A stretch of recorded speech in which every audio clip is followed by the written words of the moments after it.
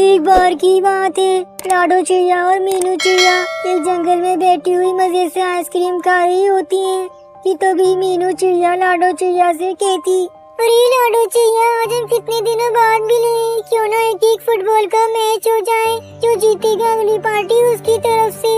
अरे चलो ठीक है मीनू चिड़िया, हो जाए फुटबॉल का एक मैच। वैसे भी जीतने वाली तो मैं ही हूँ, क्योंकि मैं तो चैंपियन हूँ शुरू से ही फुटबॉल में। और फिर वो दोनों फुटबॉल खेलना शुरू करती हैं। फुटबॉल खेलते खेलते मीनू चिड़िया बॉल में जोरदार लात मारती है, बॉल जंगल से दूर जाकर गिरती है। अरे मीनू चिड़िया, ये तुमने क्या किया? बॉल में इतनी जोर से लात मारी है, बॉल बहुत दूर जाकर गिरी है, पता नहीं कहाँ गई होगी बॉल। अब चलो जाकर देखते हैं बॉल कहाँ गिरी है। और फिर वो दोनों बॉल को ढूंढते ढूंढते एक सुंदर से सेब के घर के पास आ जाती है। अरे लाडो चिड़िया, ये देखो, ये सेब का घर कितना सुंदर है। चलो चलो लाडो चिड़िया, इस घर के अंदर चलते हैं, क्या पता इस घर के अंदर कोई परी हो। अरे हाँ मीनू चिड़िया, चलो चलो जल्दी से घर के अंदर चलते हैं, कहीं किसी ने देख लिया तो हम घर के अंदर नहीं जा पाएंगे, जल्दी से चलो। और फिर वो दोनों उस घर के अंदर आती है। उस घर के अंदर बहुत सारा खजाना होता है। अरे मीनू चिड़िया, इतना सारा खजाना तो मैंने आज तक नहीं देखा मीनू चिड़िया, इतना सारा खजाना। अरे हाँ लाडो चिड़िया, ये तो ढेर सारा खजाना है, जल्दी जल्दी इसे अपनी बोरी में भर लेते हैं, कहीं इस घर का मालिक ना आ जाए।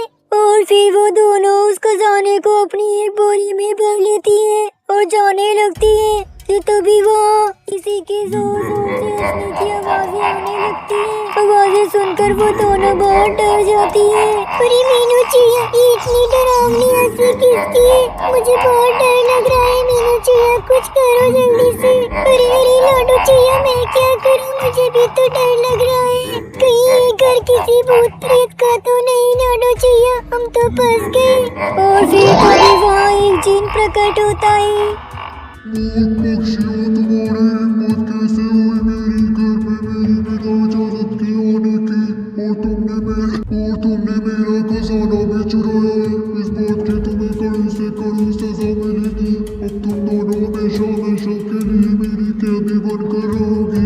देखो देखो प्यारे जिन, हमें छोड़ दो, हमें जाने दो, हम गलती से तुम्हारे घर के अंदर आ गए, हम दोबारा तुम्हारे घर में कभी नहीं आएंगे, हमें जाने दो।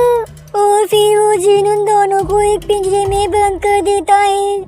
अगले दिन रानो चिड़िया उन दोनों को सारे जंगल में ढूंढती है, जंगल के पक्षियों से उनके बारे में पूछती है, लेकिन किसी को उनके बारे में पता नहीं होता है।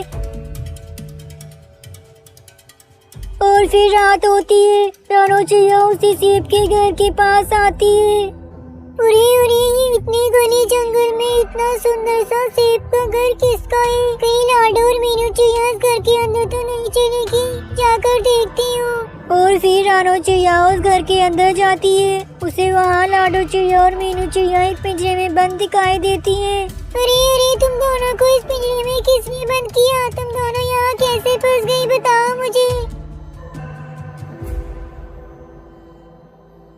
अरे वो चिड़िया, मैंने बंद किया इन्हें इस पिंजरे में, क्योंकि इन्होंने मेरी बिना इजाजत के मेरे घर में घुसी और मेरा खजाना भी चुराया।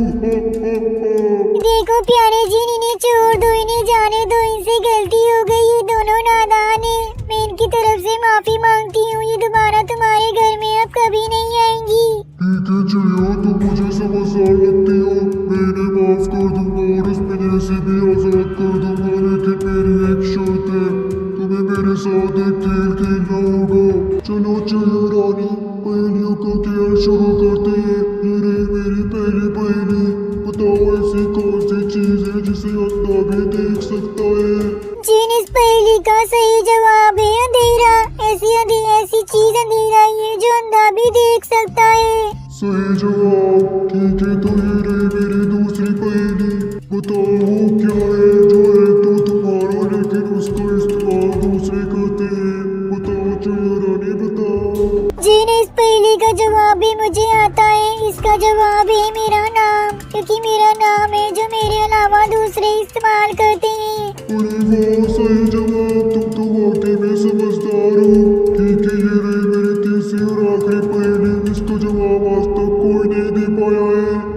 बताओ ऐसा कौन सा पक्षी है जिसके सर पर पैर होते हैं? बताओ चिड़िया रानी, इसका जवाब तुम नहीं दे पाओगी। जी नहीं, इसका जवाब भी मुझे आता है। इसका जवाब है सभी पक्षी, क्योंकि सभी पक्षियों के सर पर पैर होते हैं। तो इस तरह रानो चिड़िया जिनकी सारी पहेलियों का सही जवाब देती है और वो खेल जीत जाती है और फिर जिन उसके दोस्तों को आजाद कर देता है।